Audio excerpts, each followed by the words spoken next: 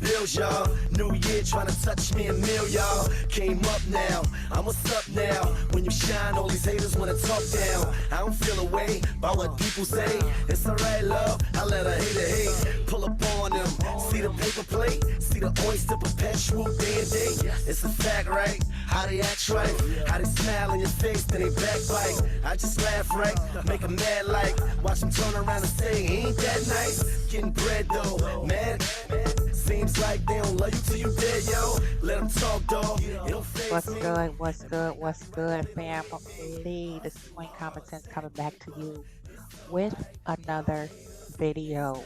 You know me, I be channeling. I've been feeling some kind of way, been up in my feelings lately about these here drops recently regarding our Queen, Dr. Melody Sharif Rogers and the bird brain pigeon curve, gutter sniping, overflow catching, clout chasing side chick of the century.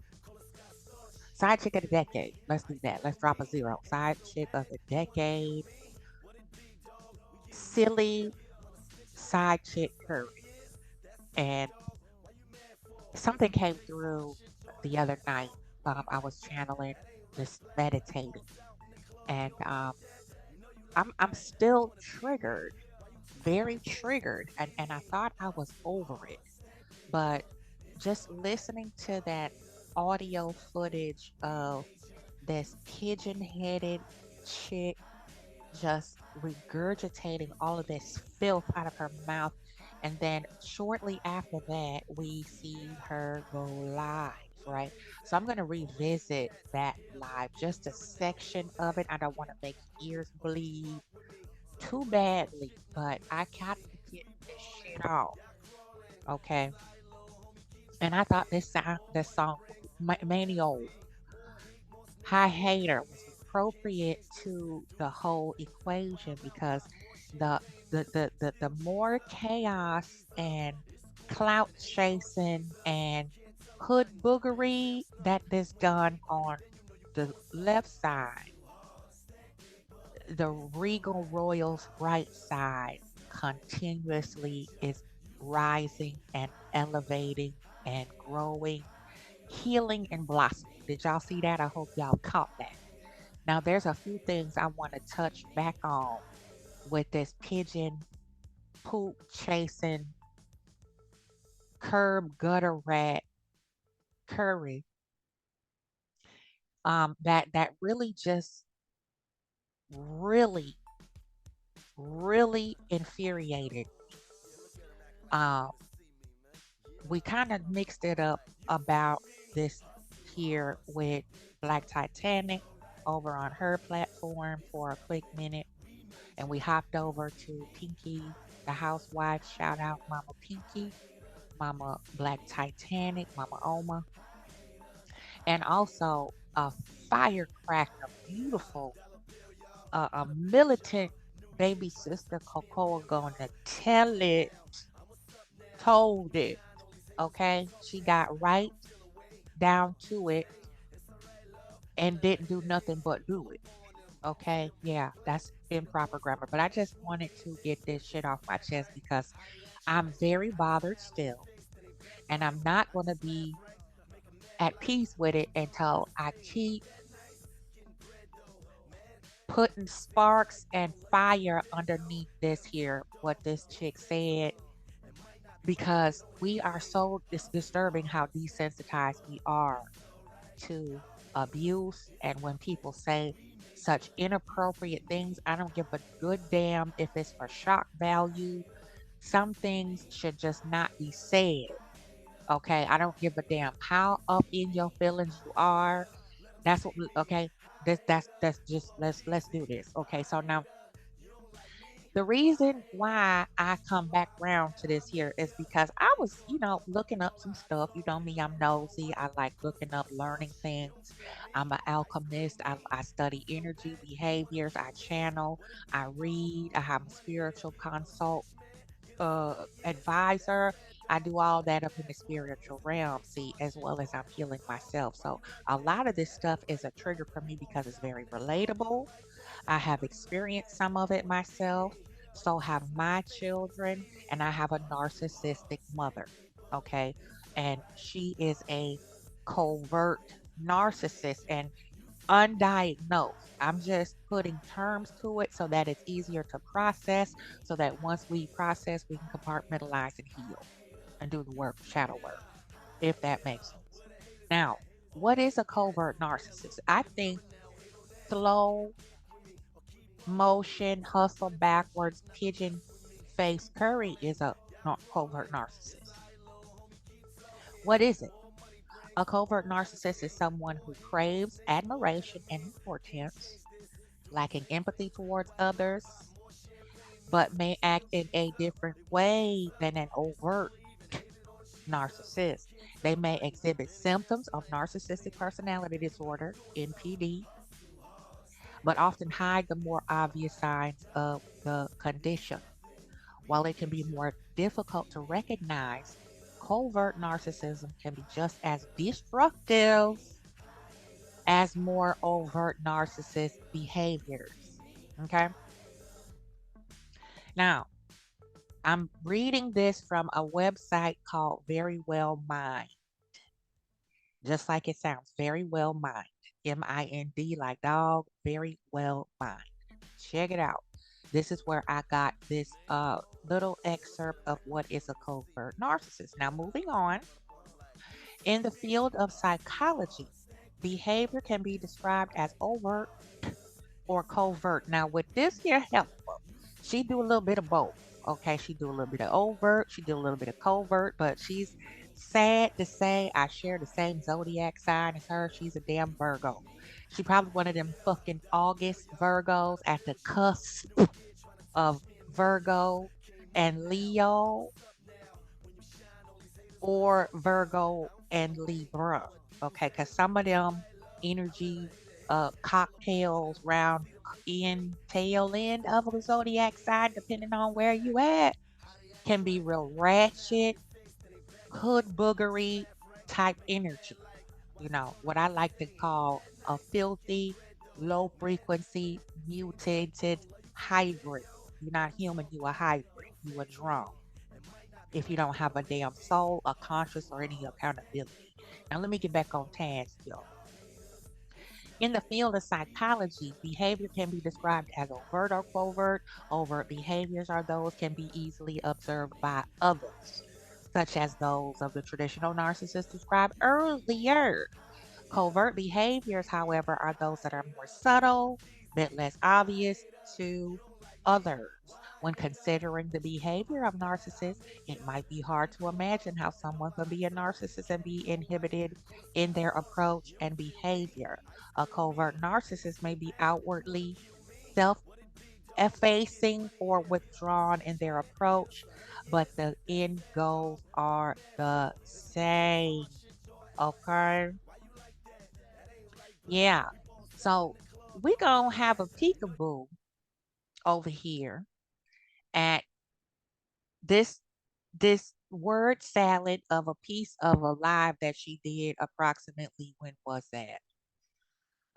4 days ago. And shout out to Empress Radio. But once again, she hooked us up with the live where Arionne said some more further disturbing, disgusting, deplorable things while she was addressing moving forward. Okay, that's that buzzword of the hour. And she probably gonna wear the hell out of that word until Melody uh gathers another M and elevates yet another notch up. Before you know it, she gonna have a damn star on the Hollywood Boulevard fucking around with Alabama, okay? And then Ariane gonna flip upside down and start talking from standing on top of her head doing these lives. She's gonna be so upset and pressured, bothered, and pressed. Okay, now let's check this audio out where she's talking about how her kids don't need no tutor. She's every woman. Blah blah blah. Okay, let's go. Like, let me stop. But right, moving forward, Here we go. moving Here forward. we go, fam. Like what? I got two kids to raise. I thought you was gonna come and do what? Who? I thought you was about to who? I said what I said when I said it, how I felt. That's what it is, and y'all.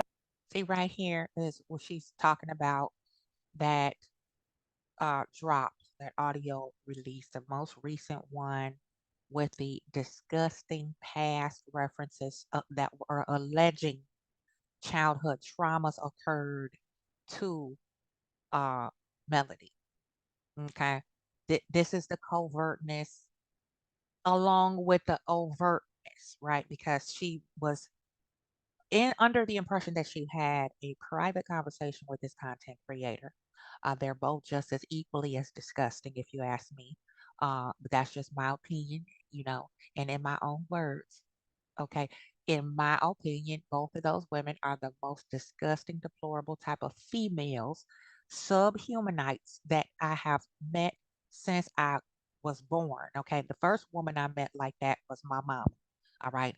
These two motherfuckers are just as bad as her. Now, I'm gonna start getting down into a little bit more personal narcissist stuff so you understand why I'm saying what I'm saying about my mama. I'm not trying to be evil. Okay, I'm not being vindictive when I discuss certain parallels of narcissistic survival of narcissistic abuse. When I refer to my personal triumphs, I want to teach whomever didn't catch it. Okay, whether you old or young, rich or poor, a narcissist is a motherfucking narcissist, okay? And y'all, please excuse my French. I'm channeling. This is not scripted. I don't ever script my videos. I just come off the top when it's dropped in my spirit, okay? Okay. Now, this is covert traits, signs, and symbols, covert narcissism, because she thought she was having a private conversation. Clearly, obviously not. Audio dropped, put her on blast again. Okay. Yes, again. And here she is trying to save face, but with zero accountability, remorse, or contrition. She said what the fuck she said. You heard her. Come on. I don't know the background story of anything. When I get ready to talk about it, I will. But until then, that girl still moving effortlessly. Still moving effortlessly. You see this? You see that? That girl, she is really projecting onto herself. She's delusional. She's trying so very hard to live vicariously through Melody, is driving her again around the block in cuckoo land. Okay. Now, let's keep in mind there's allegations on the YouTube streets and in the atmosphere floating around that allegedly Arionne got the pimp hand put on her again by Ike Hope, Ike Turner Hope, allegedly put the smack down on her again, this time in broad daylight, out in public, allegedly, and in my opinion, the little boy, Miles Maverick Knox Holt, got so upset and scared because he's such a tiny tot and allegedly ran out into the street when this allegedly happened at the alleged gym. Okay. So now she is running her pie hole again because in this live, people were trying to get her to speak on that most recently dropped audio. Now, she, like the little toddler minded little tramp that she is, the defiant little sidewinder that she is, this is her addressing the audio. And now what? And outside of all the rest of y'all that suck dick at 10, 12, 11, 13, 15, 16, 17, 18. This right here is what completely drove me off the cliff with her. I am not a fighter, but I would love to anoint this young lady in a very disrespectful fashion. Um, it's very ironic. I don't know if anybody saw the parallel in this. She referred to the allegations of the past essay of a child alleging it was Melody. She alleged she knew more things about Melody's mother. Okay, and here she is back referencing inappropriate contact and this particular content that she has knowledge of allegedly, or maybe possibly could have experienced it herself. She could be exposing her children to said alleged behavior. She may not have known something occurred with her child. Okay. But we know that oldest child is not living with her mom. Okay, praise God. Now she mentioned as if she's like leveling her situation is, you know, not as severe as the audience because look, there's things I know about that I can talk to my daughter about, where, y'all not telling that you have knowledge of or been connected to in some type of way, exposed to being violated as a child. Y'all not talking about it, but I'm gonna talk about it. That's what it gives me. It gives me all of the things inappropriate. And because she is so illiterate, dense, and dumb, young minded, and still full of you know what, a human garbage receptacle, a pin cushion for Ike Turner Holt over here. Her brain is permanently scrambled and she doesn't realize how reckless and dangerous she is. That's a covert narcissist for you. Now, check this out. 18. And the stories y'all don't have to tell y'all kids. Me and my daughter got a lot of stuff to talk about. And I'm going to sit there classy and tell her it is what it is. And I'm going to tell her how to be better than me. Y'all be so slow. Add 1/2 teaspoon of So, this to a cup of coffee in the morning. What that's giving me is that she has a lot of stories that she possibly could have experienced. She was exposed to something inappropriate as a child. Okay. We know that very, very heinous things go down with young children, middle school age children, high school children, young adults in their early 20s. We know that there's a certain type of abuse and manipulation that can happen to an inexperienced person when they are not exposed to it properly educated on the dangers of covert, overt narcissism, grooming, manipulation of any type of sort. Okay.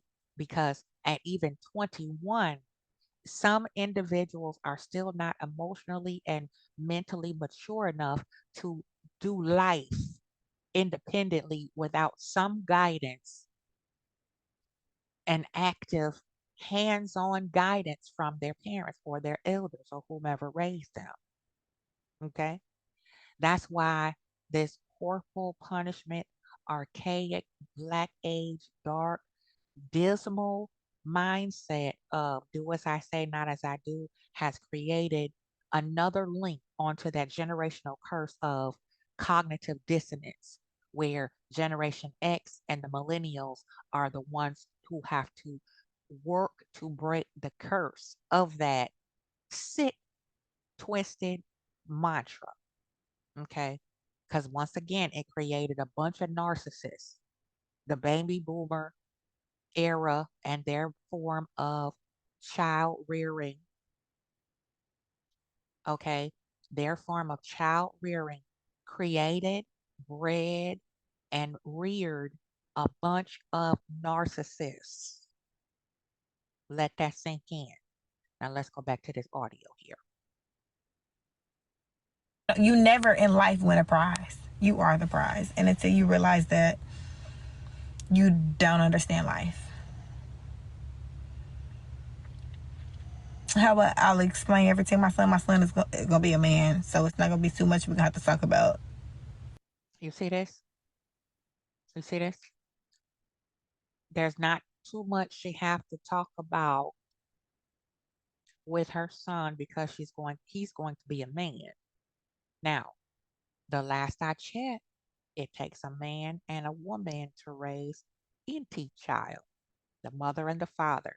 The mother is very important in a son's life, just like a father is very important in a daughter's life, because there are certain things a man child needs to feel and experience from his mother to balance out his emotions so that he does not think masculinity equals aggression, violence. Hello, like Ike Turner Hotel. His mother, Marlene, was trash. She was a lazy armchair parent.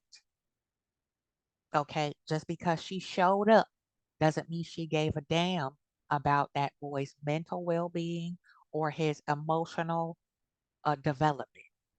Okay, clearly, because we see starting from two reunions ago where he blew up backstage. Okay, prior to that, he attempted to assault other people who were close to his ex-wife that had nothing to do with his behavior of being a philandering, fornicating cheater, a chronic cheater, which led to the demise of his family and his marriage. Okay, because as we know, Melody was more than just his wife. She was his damn meal ticket, his protection, his mama, his shelter, his image. She was everything. She dusted him off from out the mud, from out quicksand, and polished him up into the illusion that we saw to be Martell Holt, a high value man. We all know that word high and value don't belong next to that nigga's name. But just for the sake of conversation, that's what we gonna do. Okay, so now she's trying to elaborate on the fact that her and her daughter have a lot to discuss due to these things that we are trying to heal ourselves from, because we are very, very, very mentally, spiritually possessed in a lot of areas when it comes to inappropriate contact with children. Um, Adults who grew up with unaddressed mental and spiritual afflictions, and it was viewed up and frowned upon to accept, seek out, and pursue and address head on mental illness, which is just demonic possession. Okay. Someone's demons were transferred over into that child through a very inappropriate way. And being that child was is forced to be silent, forced to have no closure, no validation, no protection, no healing, no outlet, that then creates a very, very dangerous breeding ground for your mind and your spirit and your emotions to start playing tricks on you and turning on you. The mind is a very dangerous thing if it's not taken care of, just like your body. You can eat yourself into early grave. You can not care for and properly maintain your body physically and medically. We all know this, okay? Just the same thing. If you're not healthy mentally, spiritually, and physically, you are not healthy. Your body can look beautiful. Aesthetically, you can be flawless. But if that spirit and that mind is twisted, you are not healthy. Period. Okay. There's an alignment to everything.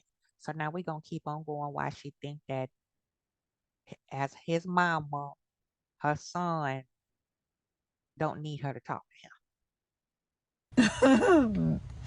Son, this is what it was. We 10 years apart.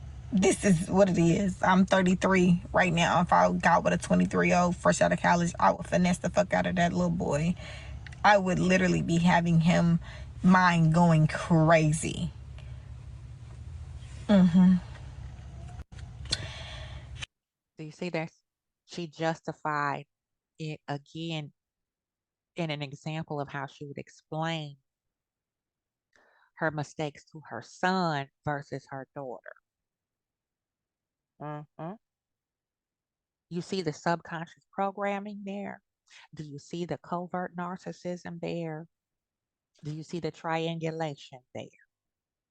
Okay. Triangulation is when you put something out after you say you're not going to talk about it. Then you covertly, backhanded include other people in it without naming names, right? And then you try to place yourself on a pedestal in how you would handle it versus how other people have handled it.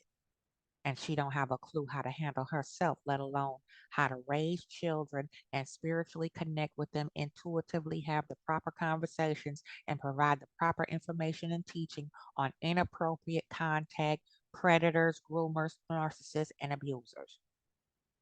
She is a masochist.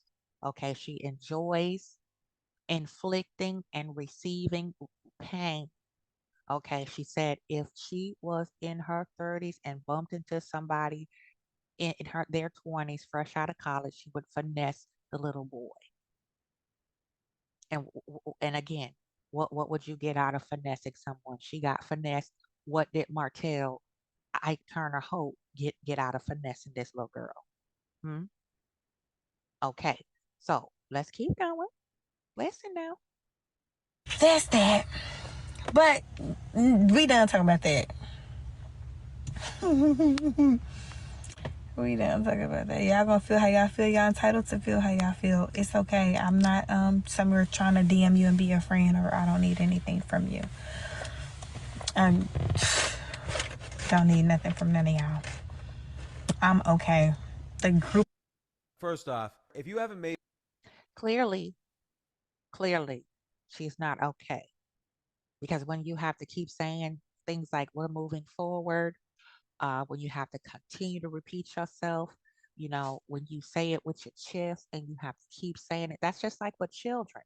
You can tell children no, right? And you can say it in a way where they know that you mean it and you do not have to repeat yourself. Okay. Sometimes, if you really intuitively connected to your children, you would just give them a look at a young age of 3 and they know. Okay. You don't have to be overtly uh, discipline them. You don't have to shout. You don't have to threaten because just like an animal, children can sense when you're not serious or when you're not confident. It's an energy. It has nothing to do with physical contact of any way, shape, or form. It's an energy that you put in your voice and in your spirit. Okay. It's just a innate mechanism of leadership and education. And when you're a mother, that assignment is yours until dot dot dot.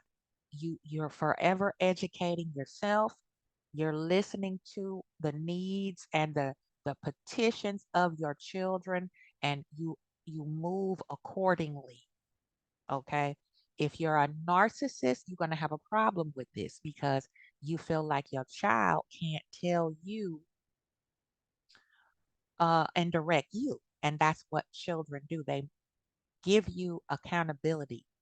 Your children make you a better, more mature person. Your children are your barometer for adjusting yourself to give them what they need from you emotionally, mentally, and materially. Okay. We're going to get on that other stuff later with parents who always talk about all I did for you type children. Okay. I'm one of them children. All I did for you, I take care of you, I do that. Okay. So let's keep going. She's getting ready to change the subject. She don't want to talk about that no more. How she would discuss this inappropriate generational curse and things that happen. How she would explain it to her son. We off that now. Let's go. Friends, my circle, that's small, I'm fine with. I don't need anybody to. Just don't tell me who I got this energy for. You don't know. You don't know my life. December code. You don't know. We blocking you too because you doing too much.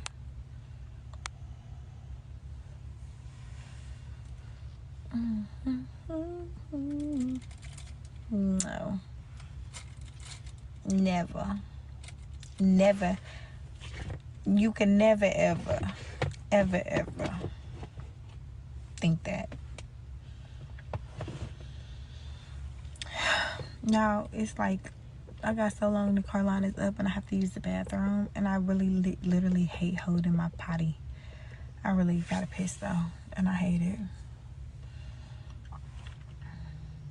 Hey Bill, how you doing?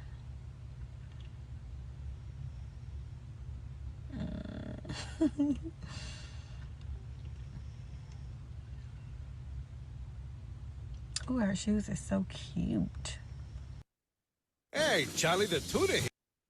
And yeah, that's pretty much the segment that I wanted to do a little bit more intense discussion with because I don't know.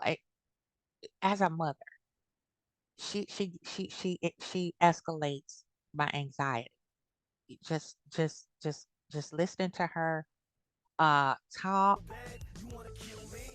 and how difficult it is for her to express herself in a clear, logical fashion, how she struggles as if it's painful for her to just accept that she is completely wrong, and how inappropriate and bold and out of order she is, how sick she is.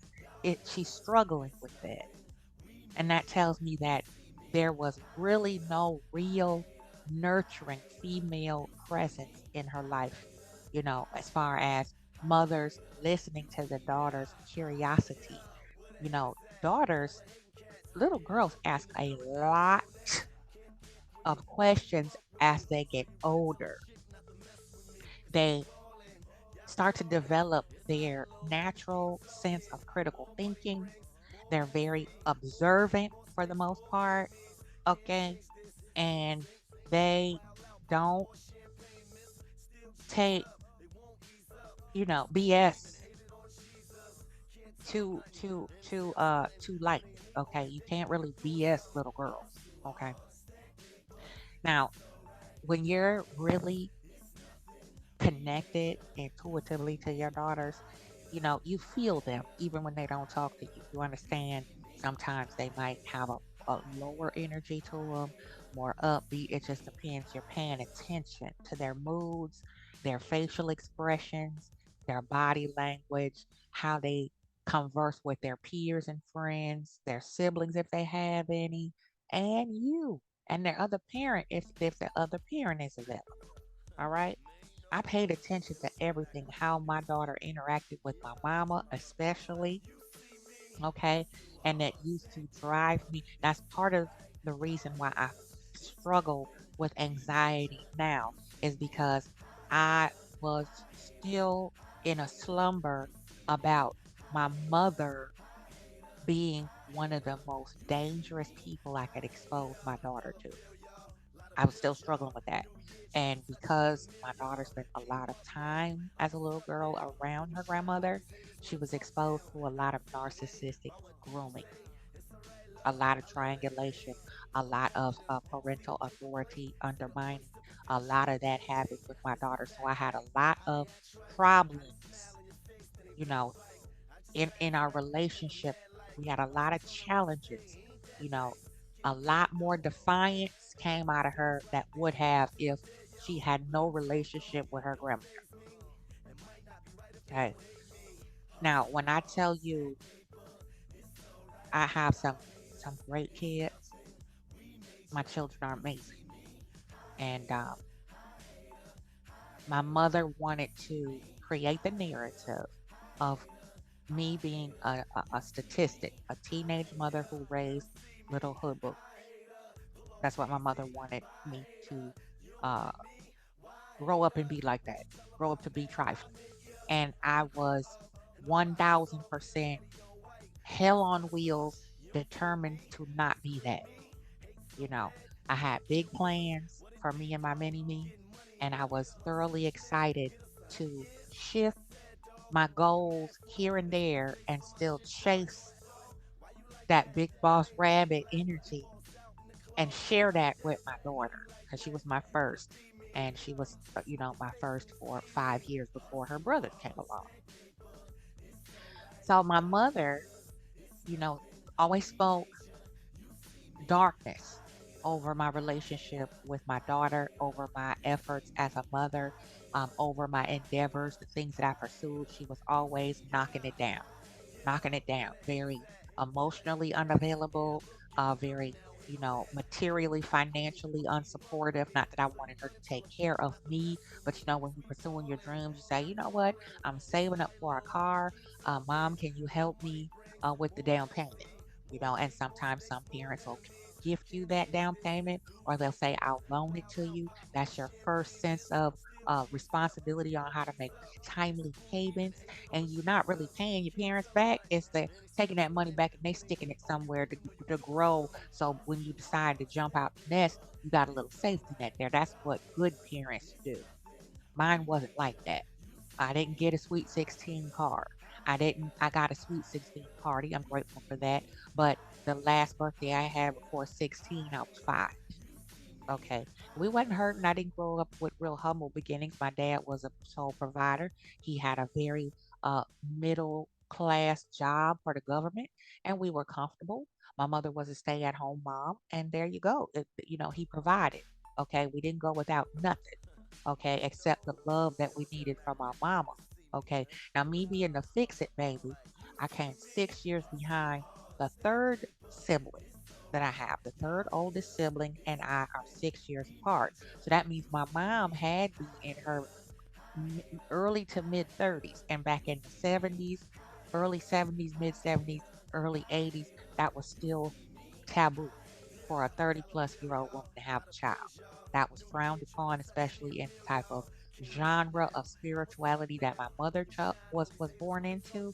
The AME, African Methodist Episcopal denomination, was very strict, and they was almost like the black version of Catholic, almost.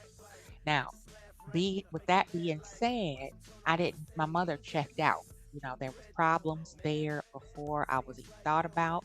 A lot of people back then thought that it was okay to have children who try to fix their marital problems. I was a fix it, but I was a oops. What the hell did I do that for? My mother was very resentful after I was born because she did not want any more children. She got her 2 boys. Then my sister came along and she was done. She got her boys and the girls. She was cool with that. Once I came, I was daddy's little girl from the gate. We had a bond that was so airtight. When I say my superhero, he was my superhero. You understand? My dad was an engineer in the Navy, so he could fix anything around the house. And whatever it was, he insisted not to get the bike put together for Toys R Us. When we ordered the bike, he wanted it to come in pieces so he and I could sit together and put that whole together. You know what I'm saying? I'm talking take a complete vehicle apart down to the damn oil pan and sit there and put it right on back together and find out what the hell is wrong with it so you don't have to take it to the shop. That type of dad, that type of. I'm talking about MacGyver Q, but black. You take an ink pen and a paper clip, stranded in the desert, and he gonna turn that into a compass and a Wi-Fi signal. That type of thing. So that's important in a little girl's life, is to have her father set a standard for how male energy should be. You should feel protected, safe, secure, and have some type of understanding of um, evolutionary thought, decision making, critical thought, logic. Okay, that's where then you can get the woman to naturally uh, melt into her femininity, and it comes out naturally. When you're in that type of energy, you automatically are moved into your feminine space. When you with a no good, weak, whack ass nigga, the masculine part, the protection, the defense mechanisms, the barriers and the walls go up, and you get a little bit more aggressive in your speech and mannerisms as a woman, because you around a whack ass, weak ass nigga who's not giving you the energy that if something pop, this nigga gonna let me perish up here. Okay, so I got mean mug and mad dog people now because he's whack. I'm just keeping it a buck. Okay. And that's what it is with Marlene and Martell. And now we have this millennial, clueless chicken head bopping around here talking about she don't have much to talk about with her son because he gonna be a man. All right, let's marinate on this for a second. And all the while she's being, poked in chat, where one of the commenters said that you she wants Mel's life, and all she could do was shake her head. No, never that. You absolutely want Mel's life. That's why you are now trying to triangulate and drive a wedge between those children and their father, because you're jealous, upset, mad, played, died, fried, laid to the side. You did not get what you were promised. Everybody knows how that works. Just like when you cancel Christmas for the children, when they act up all year long after you saved, scrimped, and scratched together all of these special uh, coin for all of these special gifts, then one of them just do something to break the camel's back. You say, you know what, Christmas is canceled. Everything go back. Receipts start pulling out. You like, no, everybody getting cold. Put it in stock Christmas. That is how it feels. Okay. And being that she's emotionally immature, this is how it shows up with defiance, with more tacky, crass, inappropriate, far in, way out in left field type of left center field out there, with this babble that she talked about how she's going to raise hers better than she was raised. She's going to teach her daughter not to be like her. But the son, he don't get much play because he's going to be a man. Well, we all see what he got to look up to in a man. Okay. We all see what type of father figure uh Miles Knox Maverick got. All right. But that's, hey, I'm just putting it out. I woke up with spiritual violence this morning. So I had to channel this on down, get it up off my chest, and see what y'all think. Just let's see what we think. Okay, but I'm still coming at her neck. I'm not going to let this rest until I see some type of evolution, some type of contrition, some type of shame, some type of standard morals, principles, and values way higher than the motherfucking curve up out of this shit. All right, so family, be good to yourself. Mental peace and balance, number one. Just like it will protect your life or your baby's life, your mental and emotional and spiritual peace is priceless. Shout out to Melody Cherie for all of her hard work with St. Jude's Children's Hospital. Shout out to all the content creators who slid by, left a comment, a heart, a happy face, a kiss. I love you. Thank you for your support. Thank you for embracing me as your sister. I got your back. We pull up strong, Chi-Town holding it down. Peace out, people. Have a wonderful Tuesday.